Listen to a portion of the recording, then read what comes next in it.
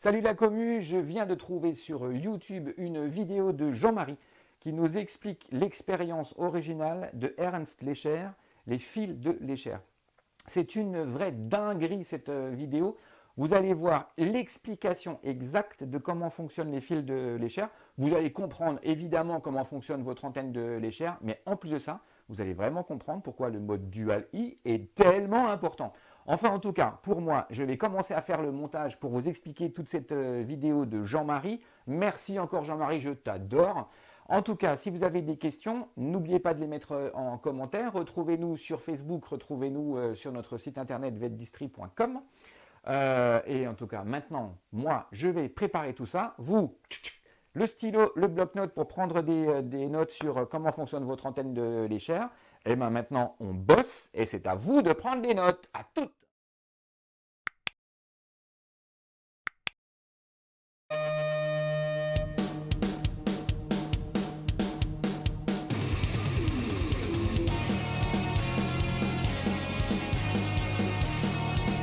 Voilà, on se retrouve donc pour une petite vidéo. On est au bureau pour vous expliquer un petit peu le contexte de cette vidéo. Donc ce matin, je me balade sur les réseaux sociaux et qu'est-ce que je fais? Je découvre une vidéo qui explique exactement, du point de vue scientifique, comment fonctionnent les fils de Lecher. Donc c'est une vidéo qui est sur YouTube depuis plus de 3 ans et qui vous explique complètement comment fonctionnent les fils de Lecher. Donc on va la visionner en petits bouts. Je vais intervenir à chaque fois sur des explications et le rapprochement avec l'antenne de Lecher et comment est-ce qu'on est arrivé à nos conclusions sur l'antenne de Lecher. Je vais d'abord laisser donc la parole à ce fameux Jean-Marie. Je ne sais pas qui c'est, mais en tout cas c'est un mec charmant et il fait une explication qui est très intéressante des fils de Lecher. Donc je rappelle, les fils de Lecher, c'est une expérience de Ernst Lecher qui est on dit un des pères de l'antenne de Lecher, même si ce n'est pas vraiment lui, mais c'est l'expérience qui a mis les fondements de l'antenne de Lecher en place. Et c'est donc lui, vers 1910, qui a donc fait cette expérience et qui nous permet aujourd'hui d'utiliser l'antenne de Lecher telle qu'on l'utilise. Et on verra, c'est très sympa et c'est très bien fait dans cette explication. On comprendra pourquoi et surtout comment est-ce que je suis arrivé à la fameuse conclusion d'utiliser un mode Dual I, donc avec le fait de mettre l'utilisateur dans la boucle et de l'utiliser comme un générateur d'énergie, on verra, parce que c'est vraiment le principe de l'utilisation des fils de Lecher d'après l'expérience de Ernst Lecher en 1910. Donc on regarde tout de suite le début, mise en situation, on vous explique comment est-ce que ça fonctionne, vous verrez, c'est très très très intéressant. Allez, on se retrouve tout de suite après ça. Jean-Marie va vous présenter aujourd'hui une petite expérience sur les ondes électromagnétiques, ou si vous préférez sur les ondes hertziennes. On va s'intéresser à ce qui se passe sur ce matériel qui est un ensemble de 2 barres de cuivre alimentées par une onde hertzienne de haute fréquence à 200 MHz. Actuellement, on est en train d'envoyer 8 watts depuis cette source-là vers les 2 fils. Et ces 8 watts reviennent, parce que tout n'est pas consommé, reviennent en 6 watts. Il y a donc un petit mystère déjà d'entrée. Il y a 2 watts qui disparaissent dans la nature. Les 2 watts qui disparaissent dans la nature sont évidemment rayonnés comme le ferait une antenne de cuivre. Voilà. Donc ces 2 watts, ils se baladent sur nous, là, on est environné par cette onde à 200 MHz. Alors, en récapitulant un tout petit peu, l'onde part à une certaine vitesse. Cette vitesse, on va la calculer tout à l'heure. Elle va se heurter là-bas sur cette barre de cuivre, qui est un court-circuit, voilà, disons les choses franchement, c'est un court-circuit. Et évidemment, une partie de l'énergie va être retournée, comme sur un miroir partiel, jusque-là. Voilà, donc on se retrouve donc après ce petit extrait. Donc on voit que pour que les fils de l'échelle puissent fonctionner, il faut qu'il y ait une alimentation, une source d'énergie, une source de vibration. Donc dans notre antenne et dans le cas de l'antenne de l'échelle, quand on connecte les bras au fil de l'échelle, eh ben, en fait, le générateur d'énergie, le générateur de vibration, c'est donc l'opérateur qui, lui, va emmener cette vibration et qui va donc on l'a vu dans le principe des fils de l'échelle, on a donc le générateur qui envoie cette fréquence, elle passe dans un fil, elle repasse dans le shunt et elle repasse dans l'autre sens pour revenir. Et on voit que entre l'émetteur et le récepteur, donc entre le fil qui émet et le fil qui reçoit dans l'autre sens, on a bien une différence. Et donc là, on voit bien que cette différence, en fait, c'est l'onde rayonnée qui est utilisée comme l'antenne. Et c'est l'antenne qui va reprendre ces informations via son rayonnement qu'on peut avoir comme une antenne normale de radio ou de télévision. Et on voit bien ce qui est très important, c'est qu'on voit bien que le bout de fil n'est absolument pas relié. On a deux bouts qui sont dans la nature parce qu'il faut bien que la liaison se fasse par le shunt. Donc on voit bien que l'intérêt dans les antennes de l'échelle dites modernes, c'est de ne pas avoir ce système en U, parce que dans ce cas-là, on a, en fait, c'est comme si on n'avait qu'un seul câble qui envoie et on n'a pas ce fameux retour avec cette différence de potentiel. Donc ce qui est important dans ce début d'explication, c'est deux points. Le premier, c'est qu'on a bien un générateur qui envoie une certaine fréquence. Donc, dans notre cas, dans l'antenne avec le mode dual I, ben c'est l'opérateur qui, lui, va faire cette fonction de générateur. Et on a bien les deux câbles, enfin les deux fils de l'échelle qui sont parallèles, mais qui ne se touchent pas. On ne doit pas avoir de fil qui se touche, et ça ne doit pas être le même fil qui est plié en U. On doit avoir ce fameux shunt. Et ce qui va être intéressant, vous allez voir après dans la vidéo, c'est qu'on a vraiment la définition du shunt parce qu'on va pouvoir le bouger après sur la réglette. Vous allez voir, c'est très intéressant. Donc on passe tout de suite à la suite. Je pars du générateur avec un détecteur de champ magnétique ou de courant si vous préférez. Il semblerait qu'il y ait du courant là. Allons-y, déplaçons-nous. Il semble qu'il y ait moins de courant ici. Il semble que le courant augmente par ici, relativement plus fort. Je continue toujours dans le même sens. Le courant semble décroître. Voilà. Et le courant semble réaugmenter. Il arrive au bout, il semble être à un maximum. Ce qui est tout à fait naturel. Parce qu'un court-circuit favorise le passage du courant, donc il y a forcément du courant ici. Vous avez remarqué que quand on a circulé le long de cette ligne, il y avait deux petits capteurs de courant ou de champ magnétique qui étaient déjà placés. Je vais alors ils ont été bien placés, ils ont été placés à des points particuliers, les minima. J'espère que la caméra permet de voir les petites variations de luminosité. Je vais me replacer à un minimum de champ magnétique. Le deuxième capteur champ magnétique, pareil, on teste. On vérifie qu'il est bien placé précisément à un minimum. Donc là, aussi très important dans la définition et dans l'utilisation de l'antenne de l'échelle, on voit bien qu'on a deux phénomènes en parallèle. On a le premier phénomène qui est le phénomène électrique, donc avec une courbe qui est sinusoïdale. Donc on voit bien qu'on a une crête maxi et une crête mini, donc on appelle ça des nœuds et des creux.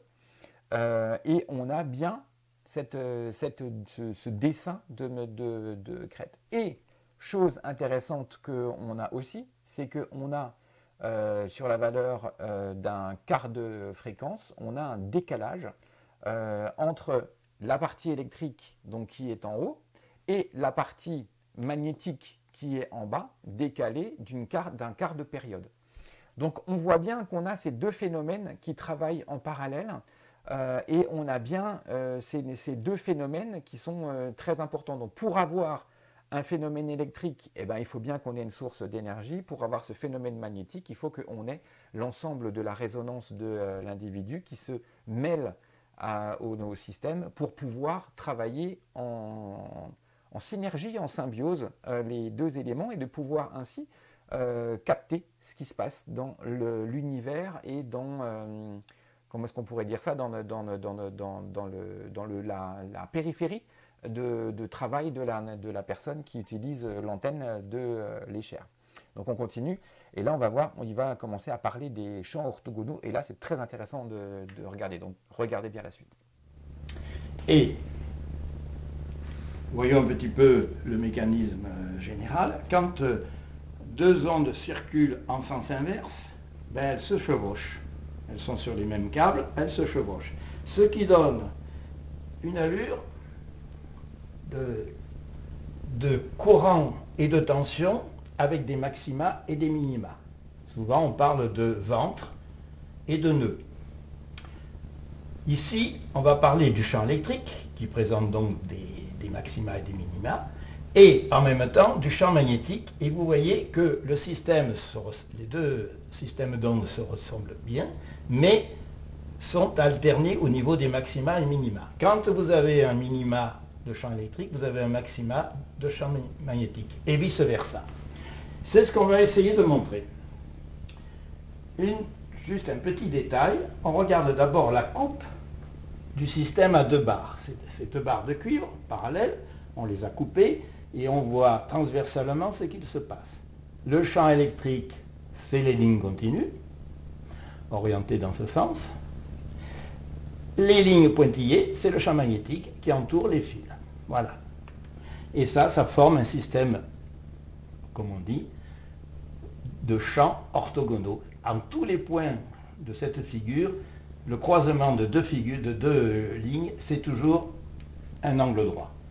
Donc, ce système de champ orthogonal. Donc vous avez vu dans l'explication qu'on vient d'entendre, c'est qu'on a bien deux phénomènes en commun. On a d'un côté un phénomène électrique et de l'autre côté un phénomène magnétique. Et c'est la combinaison de ces deux phénomènes avec un décalage d'un quart de fréquence qui nous permet d'avoir un résultat avec l'antenne de l'Escher. Donc c'est vraiment, il faut bien comprendre qu'on a besoin d'une source électrique et on a besoin d'une source magnétique. C'est la combinaison de ces deux éléments qui font que l'antenne de l'Escher va bien fonctionner. Et évidemment, on comprend, et c'est là qu'on comprend maintenant tout l'intérêt du mode dual I et vraiment la puissance et l'intérêt d'être relié au fil de l'Escher, parce qu'on entre en tant que générateur d'ondes, en tant que générateur d'éléments, on entre dans le vrai câble, dans le vrai potentiel de l'antenne de l'Escher. Ok. Je vous laisse avec la suite, vous allez voir. Il va vous mettre en évidence justement les deux spirales, donc une spirale, je répète, une spirale électrique et une spirale magnétique, décalée d'un quart de fréquence, et vous allez voir tout à la fin, il va vous montrer un truc, mais c'est juste une tuerie magnifique. Alors je vous laisse avec Jean-Marie, mon expert de l'antenne de l'Escher. Je vous laisse avec Jean-Marie pour vous expliquer justement ce décalage avec ces deux fréquences. Donc je rappelle, une fréquence électrique, une fréquence magnétique, très important. Allez, Jean-Marie, je te laisse la parole. Voilà. Et qu'est-ce que je vais faire maintenant? Je vais mesurer la distance entre ces deux capteurs, dits de champ magnétique. Je trouve 72 cm. D'après la théorie, faites-moi confiance pour la théorie, ceci représente, d'après la figure ici, la demi-longueur d'onde, c'est-à-dire lambda sur 2. Entre deux phénomènes identiques, maximum, minimum, c'est la demi-longueur d'onde. 72 cm me donne donc une longueur d'onde de 144 cm, 1 mètre 4, environ 1 mètre 4. Je connais la fréquence, 200 MHz, La vitesse, c'est le produit de la longueur d'onde par la fréquence. Ceci nous donne, bon, les calculs ont été faits avant, bien entendu, on est dans ces mesures-là. Le calcul nous donne une vitesse de propagation de 2,8 10 puissance 8 mètres par seconde. En clair, en langage simple, 286 000 km par seconde. 286 000 km par seconde, je le répète bien. Ça devrait vous faire penser à quelque chose. La vitesse de la lumière, c'est 300 000 km par seconde. On y est presque, à quelques pourcents près. En fait, effectivement, ce sont des phénomènes comme la lumière. Les ondes électromagnétiques, c'est la lumière, entre autres.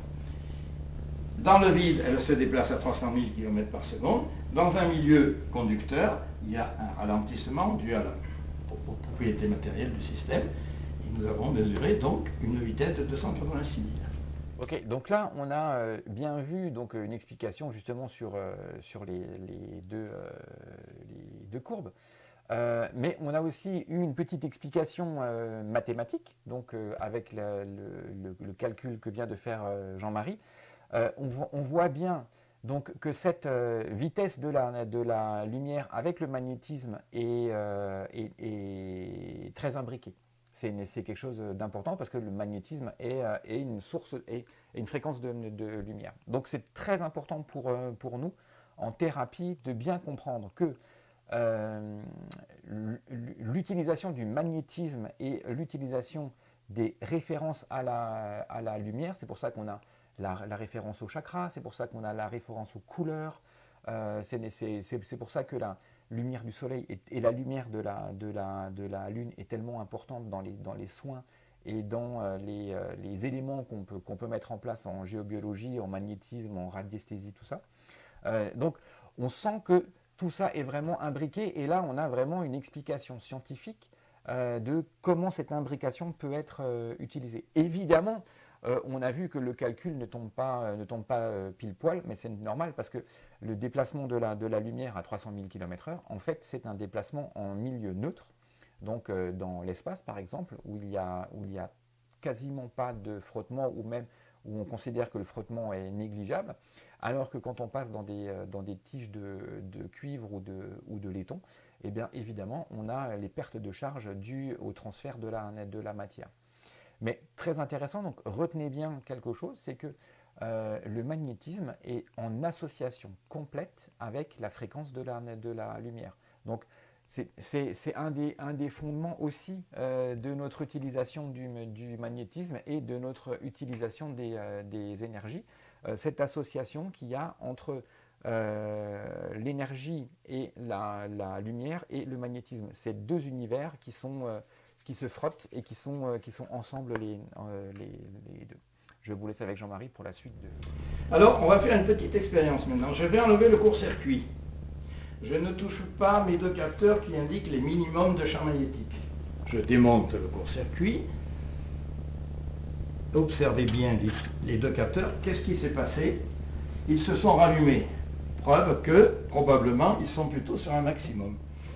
Le fait de changer les conditions du bout ont complètement déplacé le système de vagues ou de nœuds et de ventre qui est installé sur cette ligne.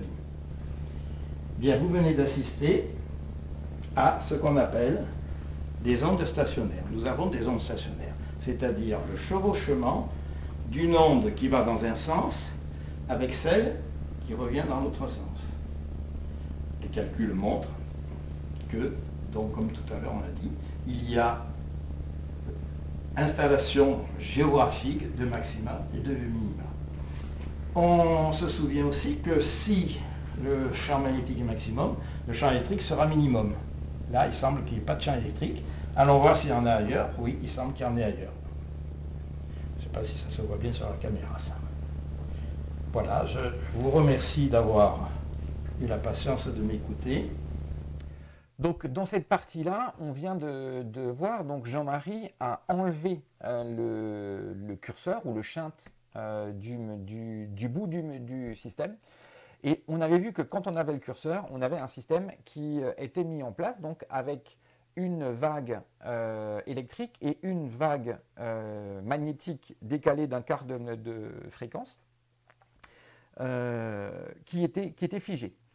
Donc ça veut dire que quand on met le curseur à une place, on va créer donc justement sur une certaine proportion, donc la proportion entre la base et le shunt, on va donc créer ce système de vagues avec les crêtes et les creux, ou les ventres et les creux, comme on peut les appeler dans plein de noms différents, qui se met en place électriquement et décalé d'un quart magnétiquement. Et quand on va bouger le shunt, donc l'explication que vient de nous faire Jean-Marie, quand on va bouger le shunt sur nos fils de l'échelle, on va recréer un nouveau système, et ce système va de nouveau être dessiné avec une crête et un creux, donc un ventre et un creux, donc un sommet et un creux, électriquement et décalé d'un quart de fréquence magnétiquement. Et c'est de là que vient la fameuse utilisation des fréquences, parce que justement notre antenne ne va pas émettre sur la même fréquence si on veut chercher de l'eau ou si on veut chercher une cavité. Parce que notre antenne a besoin d'avoir une émission et d'avoir, je vous rappelle tout au début, hein, on avait une différence entre ce qu'on envoie et ce qu'on reçoit. On avait cette fameuse différence de et bien pareil, quand on va changer le shunt, on va avoir cette différence qui va en fait être la fréquence qui va nous permettre de déclencher une réaction avec l'antenne de l'échelle. Donc c'était vraiment une vidéo extraordinaire de Jean-Marie. Jean-Marie, je vous remercie vraiment d'avoir fait cette vidéo il y a 3 ans. C'était quelque chose que je cherchais sur Internet parce que je n'ai pas les moyens de pouvoir reproduire cette expérience des fils de l'échelle. Mais là, en fait, on a vraiment toute l'expérience et on a toute l'explication qui est dans cette vidéo des fils de l'échelle. Voilà. Donc en tout cas, je remercie profondément Jean-Marie pour cette super vidéo. On est toujours en mode vacances, hein, donc c'est des vidéos un petit peu plus courtes. Et puis j'essaye de faire des vidéos un peu plus synthétiques pour éviter de vous saouler avec mes explications.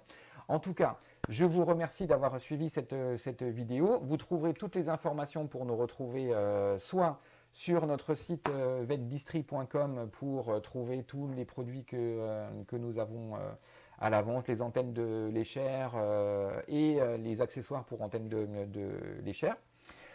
Ou alors vous avez ici qui apparaît aussi l'adresse de notre groupe sur Facebook pour pouvoir continuer à discuter et aller plus loin dans la discussion sur Facebook. En tout cas, c'est toujours un plaisir que de discuter avec vous sur Facebook et d'échanger sur plein de sujets différents. Donc rejoignez-nous et n'oubliez pas d'être avec nous sur Facebook. En tout cas, je vous souhaite à tous d'excellentes vacances, un super été. Profitez de ces moments pour vous entraîner avec l'antenne de l'échelle. Vous verrez partout en France, il y a plein de formations, il y a plein de trucs qui se font. Ça bouge beaucoup cet été sur le sujet de l'antenne de l'échelle. En tout cas, continuez à nous visiter, continuez à poser vos questions. N'oubliez pas, si vous avez envie que je traite d'un sujet bien particulier, eh bien vous le mettez en commentaire en bas. Hein. Je réponds à tous vos commentaires. Si vous avez des questions sur les fils de l'échelle à me poser, eh ben, vous allez sur le groupe Facebook et on chatte via la messagerie du groupe. Enfin, en tout cas, je vous embrasse, je vous souhaite une très belle fin de journée. Je vous dis à très bientôt et maintenant, c'est à vous de bosser et surtout à vous de vous entraîner avec l'antenne de l'échelle. Allez, ciao ciao!